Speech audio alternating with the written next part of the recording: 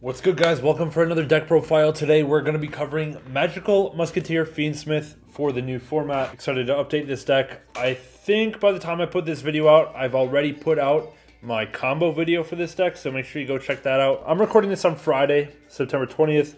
I have a regional in 2 days. This was my second choice of deck to take to the regional.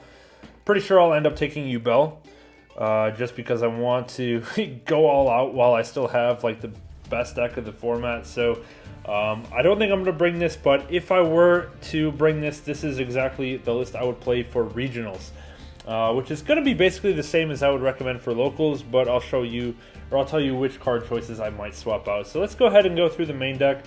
This is a going second list still, but I have like a little bit more built in for going first if that comes up, or if I need to go first, or if someone makes me go first and stuff like that. So yeah, let's go ahead and go through it. So for the Musketeer monsters, we're on 3 Starfire, 2 Castbar, 1 Dock for the recursion, and then for the rest of the Musketeer engine, 3 Link into the Vrains. This is why this deck is a go second deck. Like, if you're playing this card, it's purely for going second.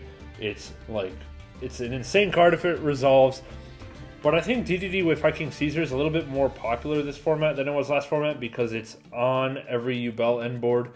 When last format, it wasn't on every Snake Eyes end board, and that was the most concerning thing. So, yeah, I think this deck is a little bit in a rougher position just because it has to deal with DDD with Viking Caesar, but we're playing a lot to deal with that, so we can actually resolve Link into the Vrains. For the Musketeer spells and traps, I'm playing 1 each of 4 of them.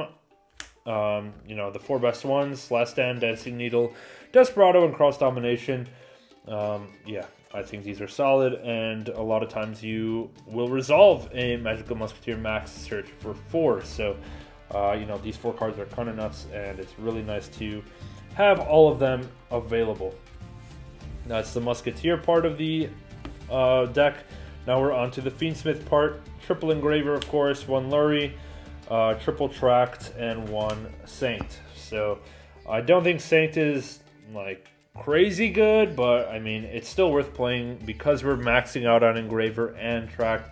A lot of times you're going to draw both at the same time, so it's still good to have a backup search target. Plus Saint is just a body. And most of the time the restriction isn't really stopping us anyway, so it's nice to have, but I think just the 8 card package is going to be good for me. Alright, on to the next part of the deck. Let's go to the other like combo pieces, I guess. 1 Diabellestar, the Dragonic General. This is for the combos, just super strong for setting up an actual going first board. You need it to set up Rage and DD Wave Viking Caesar, Desiree. If you want to put multiple interruptions up, this card bridges you into that. Make sure you check out the combo video if you want to see how this card works. And then we have our Unchained card, Sharvara and Abominable Chamber. I still think Chamber is the trap card of choice for this particular deck, and that's the one we're playing today. The rest is kind of spells and consistency, except for this one. We're playing 3 Phantasme. This is what I would play at the regional. If you're playing at locals and everyone's on like Tenpai and Synchro decks and Fusion decks and stuff like that, don't play Phantasme, right? But I think in this particular case, for my regional play, I would expect a lot of Snake Eyes and Yubel, and therefore Phantasme is awesome. And another reason I really like it with this deck is if you're going second, you can drop Phantasme. You can shuffle back like extra stuff you don't need. Like, let's say you draw too many normal summons, you can shuffle them back. Let's say you draw too many of the Magical Musketeer spells and traps, but no Magical Musketeer monsters, you can shuffle these back. Or if you draw like duplicates of your board breakers, you can shuffle those. It's just really nice to draw into a good combination of board breakers and engines so you can actually push through a board. Not to mention it puts a body on board right away, and that's pretty clutch. Prosperity, it's down to 1. So I would still play it.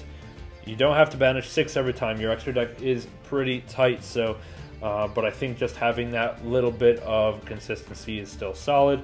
Triple Tactics Thrust, of course. This card searches you your classic 2-card combo.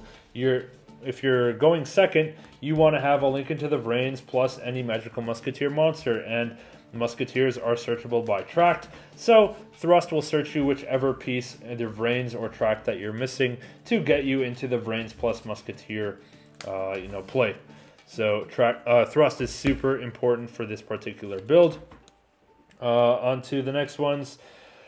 Triple Dark Ruler, triple Droplet. I mean, these are kind of standard. You need to be able to negate the DDD Wave High King Caesar that everyone's putting on the board, not to mention Phantom of Yubel, Desiree, all that stuff. These 6 negate cards are in every Go Second deck, every board breaker strategy deck, so gotta play these.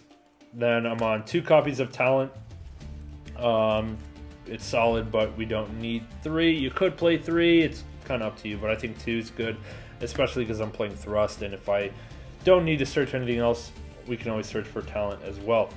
Now there's 3 cards left. This is 39 cards so far. I have 3 more that I would have played at the regional, but it kind of depends what your local metagame is, and I would have tried out 3 Metaltronus in the main deck. So Metaltronus is essentially 3 more outs to DDD Wave High King Caesar. It gets you into all your plays. If you haven't seen Lucas Sacco's video on Metaltronus, go check that out, because there's a lot of reasons to play Metaltronus in this format, especially if you're expecting to play against Yubel and Snake Eye and any other Fiend Smith deck. Metaltronus is going to be pretty solid. That being said, if you're not playing this at regionals or at a higher level tournament where you think everyone's going to be on meta, don't play Metaltronus in this deck, because realistically, all you have is Light Fiends. Okay, all you have is Light Fiends, and Metaltronus is probably not going to hit a lot of things that you might be worried about.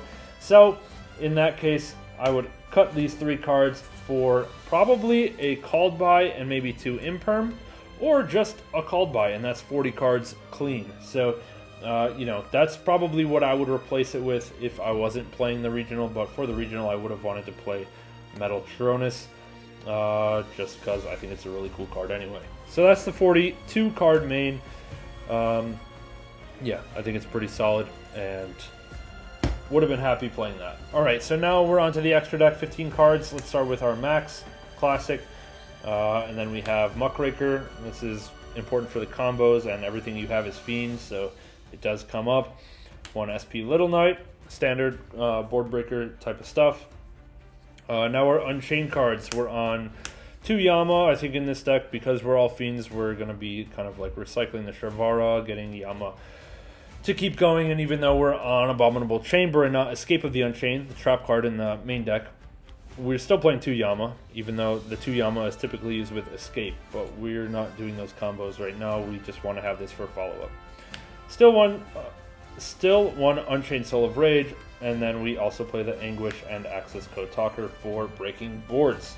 Okay, so that's our first 8 Link monsters, and now we have our Fiendsmith part of the package. We have a Requiem and a Sequence, of course.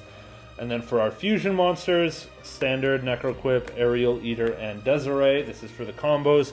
And then our end board pieces, DDD Wave High King Caesar, and then our Typhon to get that final board breaking in and clear out whatever other problem cards we have. So that's the 15 card extra, 42 card main. What I would have played at the regional if I were to take this deck, or maybe I will, who knows. I still have 2 days to decide, but yeah, hope you guys enjoy this one. Leave a like, sub to the channel. Let me know if you have any other techs that you like to play in this particular deck. For example, I thought about playing maybe just triple Raigeki in place of the Metaltronus, but Raigeki's totally dead going first. Whereas Metaltronus you can at least set. If you play the Imperms, you can set it. Called by, you can set it. I don't like playing too heavy of a go second build with the normal spells. So, yeah, I mean, you got options. You can also play the take cards, Change of Heart, Mind Control, that kind of thing. So, yeah, let me know what you guys think of that in the comment section below. And we'll catch you guys in the next one. We'll see you soon.